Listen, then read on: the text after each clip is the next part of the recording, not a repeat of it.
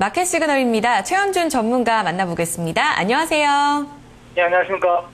네, 전문가님 반갑습니다. 지금 코스피가 다시 강보합권으로 올라서는 모습도 나타나고 있습니다. 엎치락뒤치락 하고 있고요. 코스닥은 반등입니다. 지금 시장의 시그널은요? 네, 속도 조절 정도의 시장이라고 볼 수 있습니다. 제가 지난주 때 말씀을 좀 드렸을 때도 이제 속도 조절에 대한 부분 말씀을 좀 드렸고요. 속도 조절은 조금 더 이어질 것으로 보입니다. 일단 이번 달 만기가 상당히 좀 길죠. 이번 달 만기가 이제 14일이 만기이기 때문에 보통 때보다 만기까지의 거리가 길고, 그러다 보니까 이제 만기 전에 변동성이 많이 죽어버리는 형태가 되지 않을까라고 생각이 좀 들고요. 사실상 만기가 이런 식으로 긴 상태인데, 그 다음날, 만기 다음날이 반복적으로 휴무입니다. 그렇기 때문에, 14일날, 13일날 요 구간이 변동성이 피크가 될 가능성이 좀 높지 않나 이렇게 생각이 좀 들고, 일단 이번 주 중에 변동성이 한번 있을 수 있지만, 오히려 프리미엄을 좀 죽이는 형태의 선물 구조가 좀 있을 가능성이 높습니다. 그렇게 되면 현물 역시도 변동성이 상당히 좀 죽으면서, 순환 정도의 흐름을 좀 보이지 않을까라고 생각이 좀 들고요. 코스닥은 제가 지난주에 말씀을 좀 드렸던 부분들이 분명히 있을 겁니다.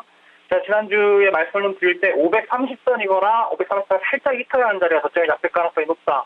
이렇게 말씀을 좀 드렸었는데요. 530이 살짝 이탈되고 528 정도에서 아래까지 알고 양봉으로 전환하는 그러한 모습을 좀 보였다라고 볼 수가 있겠습니다.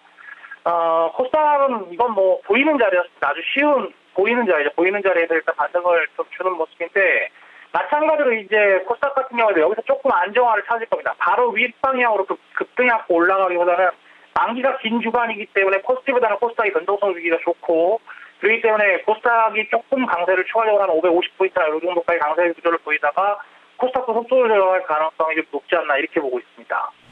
네, 코스닥의 550선 지지 후에 조금 안정적인 흐름을 이어갈 것으로 보셨고요. 코스피는 지금 속도 조절 국면이다 정리를 해주셨습니다. 자, 관심 종목 점검이 필요할 것 같습니다. LG화학이 오늘 장에서 매우 강합니다. 정리 좀 해주시죠. 네, 일단 전반적으로 화학 섹터의 수단 쪽에 포커스를 좀 많이 맞추고 있습니다. 지난주 금요일날 이제 롯데케미칼이 바닥권에서 좀 강세 구조로 윗방향으로 이제 진행되는 모습을 좀 보였는데요. 차트의 우위는 계속적으로 유지가 된다라고 봅니다. 일단 LG화학이나 고무석유 같은 경우에는 차트의 우위 쪽에 있다라고 보고 있고, 1차적으로 중국시장 2100 넘었을 때도 그렇게 큰 흐름이 안 나온 화학들이 조정을 끝내고 다시 윗방향으로 자리를 잡으려고 하고 있습니다. 이 조정 이후에 만약 윗방향으로 자리를 잡을 때 LG화학을 포함해서 전반적으로 화학사가 움직여줄 수 있는 모멘텀이 좀 형성이 좀 될 수 있다라고 저는 보고 있는데, 만약에 그렇게 된다라면은 오히려 화학주 같은 경우에는 주목을 좀 많이 해야 되지 않을까 생각을 합니다. 특히 LG화학 같은 경우에는 금일차에서 매수도 나쁘지 않은 상태다라고 저는 보고 있는데요. 일단은 제가 오늘 매수 종목을 넣지는 않았습니다만, 추가적으로 LG화학 같은 경우에는 금일자리에서 매수 나쁘지 않다. 다만 이제 내일자리 정도에서 운동을 누를 수 있는 자리가 생길 수 있고, 그렇게 된다면 제가 매수 신호를 내겠지만, 움직임 자체는 지금 LG화학이 상당히 좀 긍정적으로 좀 좋다라고 볼 수가 있겠고, 윗방향이 그대로 좀 열려 있는 상황입니다. 물론 이제 금호석유가 먼저 박스 상단을 넘어왔고 움직이고 있습니다만, LG화학 역시도 29만 5천 원대를 돌파하고 직지하는 형태의 흐름이라면 박스가 돌파했다고 봐도 무방합니다. 그래서 LG화학 같은 경우에 윗방향 추가적으로 상방이 가능하다라고 볼 수가 있겠습니다. 두 번째 다음입니다. 다음 같은 경우에는 제가 지난번에 한번 말씀드렸다시피 네이버 대신 다음을 사라 이렇게 말씀을 계속적으로 드리고 있는데요. 다음 역시도 마찬가지 흐름입니다. 윗방향이 계속적으로 흔들림이 없이 윗방향이 계속적으로 나오고 있기 때문에 오히려 다음 같은 경우에는 위가 추가적으로 좀 열릴 수 있는 자리이긴 한데, 마찬가지로 코스닥이 제가 말씀드렸던 550포인트 정도에서 속도 조절하게 된다면 다음도 15만 원대 초반 선에서 속도 조절할 가능성이 좀 높지 않나 이렇게 생각하고 있습니다. 그래서 다음 같은 경우에는 그것에 참고하시고, 장기적인 매도는 15만 원대, 중기적인 관점에서는 그대로 좀 보유해서 넘어가도 크게 무리 없다 이렇게 말씀을 좀 드리겠고요. 그 다음 종목은 고려아연입니다. 고려아연 같은 경우에는 그대로 그냥 유지가 되고 있지 않나라고 저는 생각을 하고 있습니다. 고려아연 따로 추가적인 움직임이 나타나기 좀 힘든 구간이 아닌가라고 생각이 좀 들고 있고요. 박스 형태를 먼저 들어갔죠, 이제.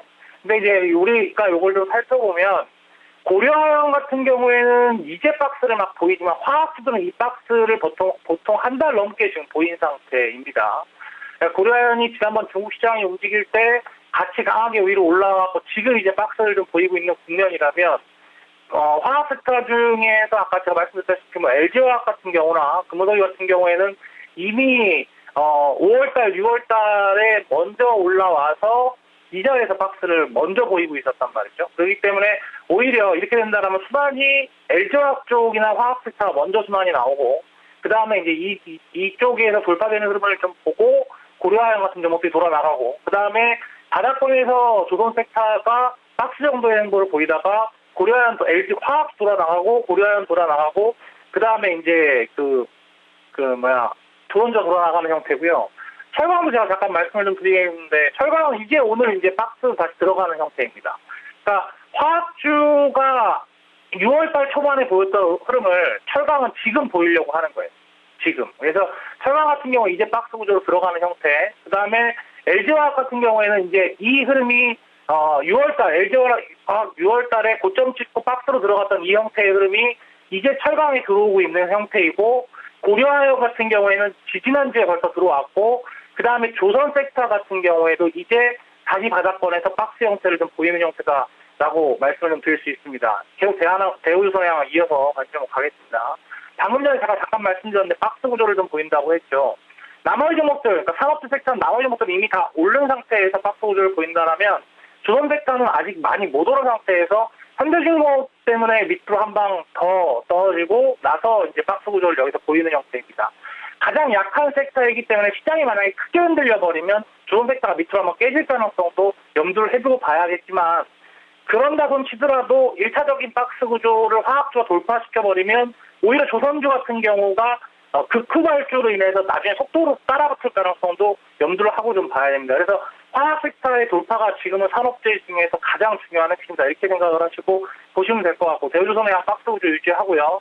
장기적으로 제가 지난번에 매수 신호를 한번 냈기 때문에 26,000원대 초반선에서 아마 매수를 하고 갖고 계신 분들 같은 경우는 26,000원대 이상에서는 장기적으로 매도하고 화학 섹터로 이동하는 형태로 말씀을 좀 드리겠습니다. 그 다음에 볼 수 있는 종목이 대한항공입니다. 자, 대한항공 같은 경우에도 마찬가지로 단기적인 돌파 이후에 이제 밑으로 방향으로 내려가긴 내려왔는데 마찬가지로 중장기적인 시각, 그리고 또 중기적인 시각, 단기적인 단발적인 시각도 변하지 않았습니다.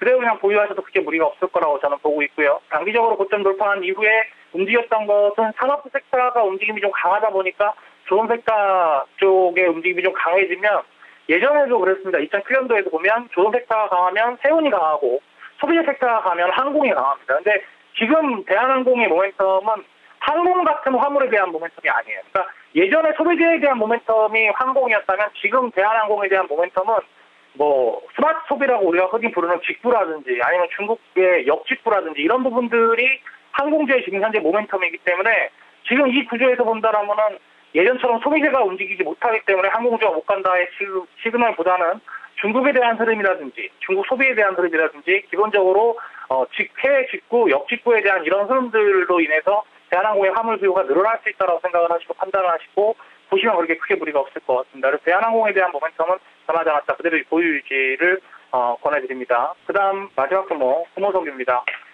박스를 먼저 넘었습니다. 그죠? 박스를 먼저 넘어섰어요. 어제의 자리에서 롯데케미칼만큼 오르진 못했지만 어떻게 보면 화학 섹터 중에서 가장 선도적인 움직임을 좀 보이지 않았나. 어제 자리에서는 그런 생각이 좀 듭니다. 물론 차트의 위치상으로 이미 LG화학이 10만원, 금호석을 따지면 10만원권대 LG화학이 현재 그 자리에서 행보를 하고 있는 거기 때문에 선도주 후발주로 따진다면 금호석이 약간 후발주에 가까운 종목이다라고 생각을 하고 있지만 박스를 넘는 것은 어떻게 보면 가장 먼저 일어난 종목입니다. 그래서 지금 자리 유지하겠고요. 보유 유지 그대로 하겠습니다. 네, 새롭게 오늘 그럼 매수 시그널 들어오는 종목도 있을까요? 금일달에서 매수 시그널 들어오는 종목이 없고요. 만약의 경우에 내일달에서 금호석유가 화학 섹터가 조금 더 추가적인 눌림 구조가 나타난다든가 했을 때 제가 추가적으로 시그널 드리도록 하겠습니다. 네, 알겠습니다. 철강이 지금 박스 구조에 들어갔고 또 화학주 이전 모습을 보여주고 있다. 조선 역시 낮은 가격대에서의 박스 구조에 들어갔다는 움직임 같이 짚어주셨습니다. 눈여겨보도록 하고요. 내일장에서 또 말씀 이어듣겠습니다. 오늘 말씀 감사합니다. 네, 감사합니다. 마켓 시그널 함께했습니다.